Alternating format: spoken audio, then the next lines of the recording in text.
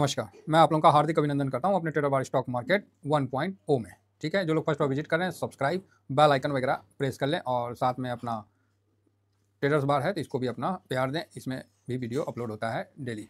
ठीक है, तो चलिए शुरू करते हैं। तो जैसा कि आप लोग देख रहे हैं कि अभी चाइना, चलो चाइना बोल दिए तो चाइना पे बता देते हैं। तो चाइना ने जो राहत पैकेज देना था वो नहीं दिया। ठीक है, कोई भी चेंजिंग नहीं किया अपने ब्याज दरों में, है ना ब्याज दरों में चेंजिंग किया, ना कोई अभी राहत पैकेज दिया है। ठीक है, तो जब कुछ नहीं दिया है तो स्वाभाविक है कि कमोडिटी में दबाव रहेगा, खासकर सिल्वर में दबाव रहेगा। पहली बात तो ये। दूसरी बात, अमेरिका का जीडीपी आया, जीडीपी मजबूत आया, 3.1 समथिंग आया ना, तो जीडीपी मजबूत आया। मैं सबका सारांश बता देता हूँ, है ना। तो जीडीपी मजबूत आया। अब बताइए, जीडीपी मजबूत है और महंगाई दर बढ़ रहा है, तो अब पावेल साहब का चिंता कहाँ गलत था? तो पावेल साहब कैसे रेट कट करेंगे? उन्होंने तो कहा था कि भाई जब महंगाई जो है 2% पे ले आएंगे, इस तरह का उन्होंने वादा किया था। लेकिन महंगाई दर भी बढ़ रहा है और जीडीपी भी बढ़ रहा है, तो ये मतलब अच्छा भी है, लेकिन उन लोगों के लिए तो ये चीज़ मतलब एक वो है ना, एक शौक की तरह है। हम लोग के लिए तो इन चीज़ों का प्रैक्टिस है, हालांकि उनको भी अब 2-3 साल से तो प्रैक्टिस हो ही गया है ना। तो चलता रहता है ये सब चीज़, कोई बात नहीं। तो आप बोलोगे सर तो फिर यूएस मार्केट में क्या हुआ? यूएस मार्केट में क्या हुआ? तो यूएस मार्केट में ऐसा हुआ कि यूएस मार्केट में आपने प्लस में बंद होते हुए देखे हैं यूएस मार्केट को, तो वो भी प्लस में ऐसा बंद हुए हैं कि कोई मतलब नहीं था। डाउ जोन बताइए 10 दिन से गिर रहा था, है ना। तो पहले तो 200 पॉइंट अप था, लास्ट में तनिका सा 15 पॉइंट अप हुआ है। तो चलिए, नहीं तो 1900 कब का है, 78 74 जब नहीं था, वो भी एक था। तो चलो ठीक है, थोड़ा सा बंद हुआ। और नेस्डेक नेस्डेक भी हल्का सा जस्ट माइनस हुआ। हालांकि यूएस को अच्छा करने में जो वहाँ की आईटी कंपनी है उनका काफ़ी अच्छा रोल रहा है, जिससे क्या है कि हम लोग का आईटी कंपनी पे ध्यान रखना चाहिए और आईटी हम लोग का अच्छा होगा। क्या एनएसचर ऐसी कोई है ना, तो अच्छा मतलब उनका मतलब गाइडलाइन वगैरह रहा है, तो ठीक है। तो चलिए, फैंग इंडेक्स भी नॉर्मल है। और इंडिया विक्स कितना है? India VIX 14.5। मैं निगेटिव करो, ऐसे तो न्यूट्रल रहेगा, निगेटिव तो 15 के ऊपर करते हैं। तो यही सब कुल मिला के चला है, तो ठीक है, ये सब चलने दीजिए, कोई नई बात नहीं है। कंटिन्यू गिर रहे थे तो थोड़ा सा एक बार रुक लिए हैं तो अच्छा बात है ना। बाकी यूएस का ये देखिए, जीडीपी 3.1 आया, 2.8 का, तो जीडीपी मजबूत है। तो भैया रेट कट कैसे होगा? महंगाई भी तो बढ़ रहा है, तो ये चीज़ है। तो फेड का अपना एक जो है, तो उसके अनुसार अभी हम लोग का जीएसटी का भी काउंसिल कल से स्टार्ट, कल मतलब आने वाला है, तो उस पर भी हम लोग का नज़र रहना चाहिए। बाकी स्टील वगैरह में दबाव रहेगा। हाँ, स्टील मेटल ये सब में दबाव रहेगा। उनका जो है कॉपर 1.80 है ना, तो हम लोग पे भी दबाव रहेगा। एडीआर में देखा जाए तो इन्फोसिस काफ़ी अच्छा प्रदर्शन करते हुए अपना क्लोजिंग दिया है ना। तो 3.4 3.40 का इन्फोसिस और विप्रो दोनों ने अच्छा दिया है। बाकी बैंक हल्का हल्का जस्ट हुआ है। और रिलायंस, भाई साहब रिलायंस ज़्यादा टूट लिया है, तो ये दबाव तो बनाएगा। बहुत ज़्यादा बाउंस बैक का नहीं दिख रहा है। अच्छा 1% है। और इन्फोसिस अच्छा रिप्रेस कर लिए, इन्फोसिस 3.4 है और रिलायंस 1.80 है। चलो, तो ये मतलब आपको देखने को मिला है। तो बहुत ज़्यादा बाउंस बैक के लिए आप सोचिएगा तो ऐसा कुछ नहीं दिख रहा है। हाँ, नॉर्मल है, ठीक ठाक रहेगा, बस बहुत गिरेगा नहीं, ये बात तो है। अब आइए यहाँ पर ही गोल्ड। तो गोल्ड देखने से पहले यूएस का डॉलर इंडेक्स देखते हैं, जो कि 108 हो गया। भाई साहब गोल्ड अभी दबाव देगा। ठीक है, गोल्ड दबाव देगा, इस चीज़ को गांठ मार लीजिए। गोल्ड अभी दबाव देगा आपको, गोल्ड आपको नीचे आता हुआ दिखेगा, है ना। जिस तरह का सिचुएशन है यहाँ, आ सकता है ना। मैं आता हुआ नहीं दिखेगा, आ सकता है। सिल्वर ऑलरेडी मतलब नीचे अभी आ रखा है, और भी नीचे जाएगा तो कोई फर्क नहीं पड़ता। मतलब हम लोग को क्या है कि पहले से हम लोग को समझ में आना चाहिए कि आज सिल्वर में दबाव तो रहेगा। बाकी इसका लेवल वगैरह जो है मैं कोशिश करूंगा कि, कोशिश क्या, मेरे को देना ही है। मैं शॉर्ट स्विंग वाला जो अपना टेलीग्राम है उसमें मैं दे दूंगा, ठीक है। तो अच्छा है, और साथ में उसमें भी बता दूंगा, है ना। तो दोनों पे बता दूंगा, स्विंग वाले पे भी। गिफ्ट निफ्टी यहाँ पर ही आप देख सकते हैं कि 23,932, तो भाई गिरावट में ही है ना, गिरावट में ही है। तो क्या करें, डाउजोन यहाँ पर ही थोड़ा प्लस में दिख रहा होगा। ओह वाह, माइनस में दिख रहा है। चलिए, डाउजोन अगेन माइनस में दिख रहा है। तो इनका मार्केट भाई साहब ऊपर था, तो यहाँ से माइनस हो रहा है, तो हम लोग को ज़्यादा नहीं, हम लोग ऑलरेडी माइनस हो रखे हैं। और ऐसा ही नहीं, हमारा ही मार्केट नहीं, तकरीबन सब मार्केट अपने आप को करेक्ट कर रखा है। अब अमेरिका गिरेगा तो स्वाभाविक है कि थोड़ा बहुत तो डाउन होना ही होना है। इस चीज़ का भी विशेष ध्यान रखना है। अभी यहाँ से देख लीजिए, जापान में जो निकाई खुला है क्या स्थिति है। तो निकाई तो फिलहाल 178 पॉइंट का तेजी दे के चल रहा है, तो बढ़िया है ना। तो जो अच्छा चल रहा है वो अच्छा चीज़ देखते हैं, तो कम से कम अच्छा देखेंगे तो हम लोग के साथ भी मे भी अच्छा हो। लेकिन अभी क्या है, हमारा मार्केट हमारे ही पॉइंट से, हमारे ही पॉइंट बोलते हैं, हमारे ही न्यूज़ से, हमारे ही अब उससे होगा। एक आध बस आज का दिन है, वो हो गया, यूएस का जो है तो हम लोग का मार्केट पचा लेगा, ठीक है। तो हम लोग का सबसे इंपॉर्टेंट है मार्केट में कि देखना है कि हमारे पास फ्लो कहाँ से आ रहा है। तो अगर फ्लो एफआईएस का नहीं आ रहा है तब तो दिक्कत होगा ना। थोड़ा सा तो हम शांत रहेंगे, बढ़ेंगे नहीं, शांत रहेंगे, गिरेंगे नहीं, शांत रहेंगे। तो ये मेरा व्यू है, बाकी ठीक है ना। तो ये चीज़ आपको देखने को मिल रहा है। तो चलिए आपको आगे बढ़ते हैं और थोड़ा सा अभी कॉन्फिडेंस का जो लेवल है वो कहाँ से अप हो सकता है उसको हम ढूंढ के निकालते हैं। तो आज आईटी तो मजबूत रहने चाहिए, लेकिन समय का कोई पता नहीं है ना। आईटी मजबूत रहना चाहिए लेकिन समय का कोई पता नहीं साहब, सब कमज़ोर भी हो जाता है। तो इसका भी ध्यान रखा करिए। बाकी अभी हम थोड़ा डाटा में चलते हैं कि देखिए न्यूज़ कारण ये सब तो बनता ही रहेगा, लेकिन ओवरऑल डाटा जो है वो क्या कहता है तो वो बहुत इंपॉर्टेंट रखता है। FIS DIS का डाटा देखिए, तो FIS ने यहाँ 4,224 करोड़ बेचा है, 4,224, 3,943। इट मीन्स आपको हार्डली 300, मतलब 300 भी नहीं, 277 करोड़ फालतू बेचा है ना। मोटा मोटी हो सकता है, देख लीजिएगा, है ना, मैं जस्ट रफली बोल रहा हूँ। तो इतना ही है ना। तो बस कोई ज़्यादा नहीं बेचा है कल FIS ने। तो आप बोलोगे ओके, हाँ दिखा बहुत, लेकिन खरीदारी बहुत ज़्यादा हुआ, मतलब DIS पूरा मतलब खरीदारी करने के लिए तैयार था।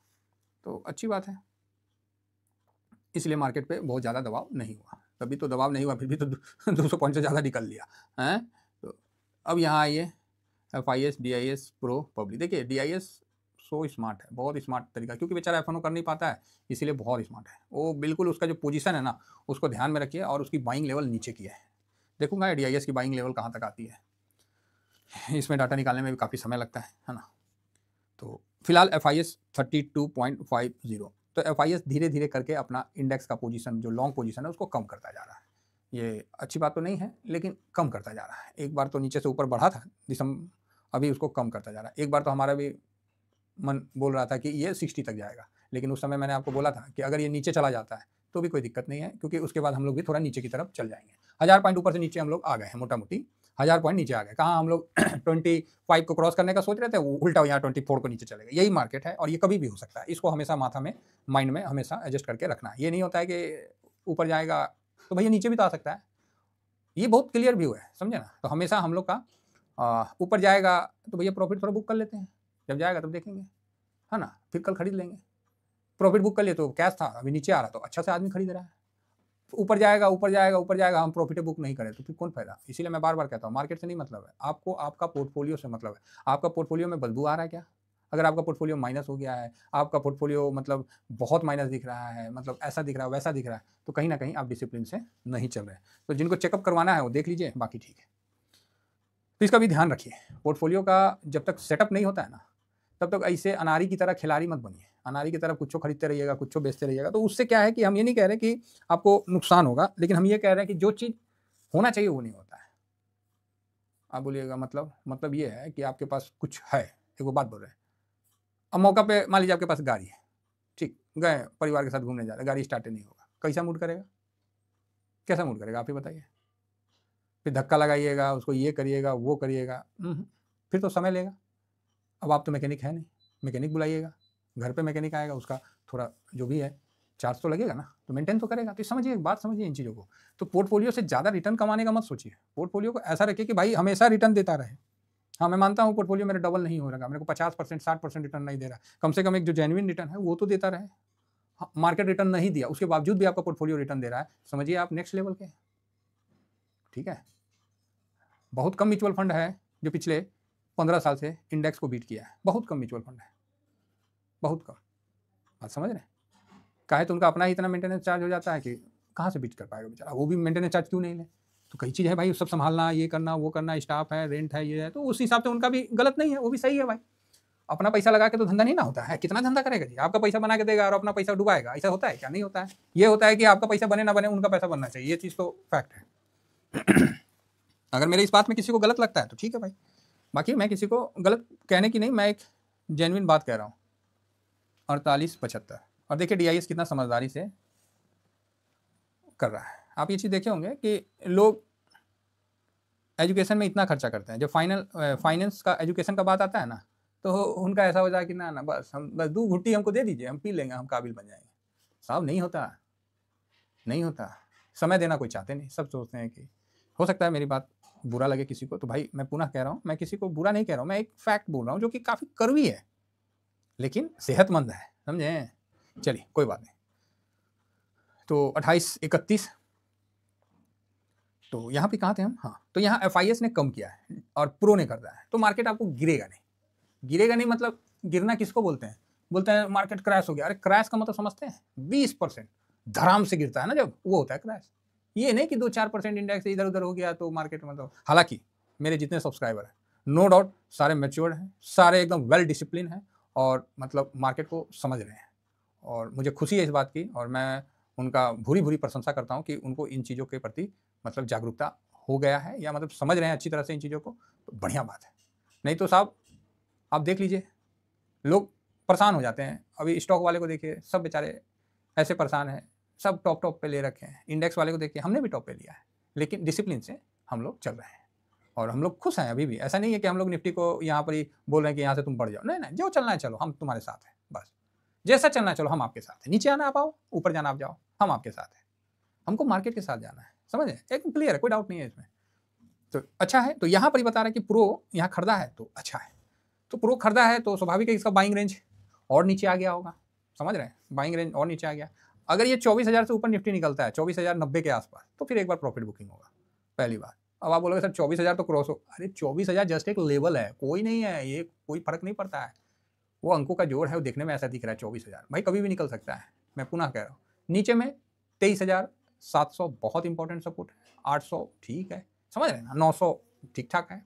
तो ये आप नीचे भी आ रहे हैं तो कोई मतलब उस तरह से अपना मार्केट ने पूरा समय दिया हम लोग को अपना फंसे हुए पैसे को बाहर निकालने का, जो ज़्यादा नुकसान में है वहाँ से कम में निकलने का मार्केट ने पूरा समय दिया है। अगर मार्केट का नीचे जाने का मूड बनता है तो भाई आप और हम कुछ नहीं कर सकते, ठीक है। अगर कुछ पहले से ही सोच के रखे हैं कि नहीं मार्केट यहाँ से बहुत डाउन हो जाएगा, ये हो जाएगा, वो हो जाएगा, तो भाई सरकार भी है ना, सरकार भी देख रही है इन चीज़ों को, कोई ना कोई स्टेप उठाएंगे। अब जीएसटी में जिस तरह की बातें चल रही है, अब देखिए जीएसटी का कल मीटिंग आएगा तो उसमें क्या स्टेप उठता है।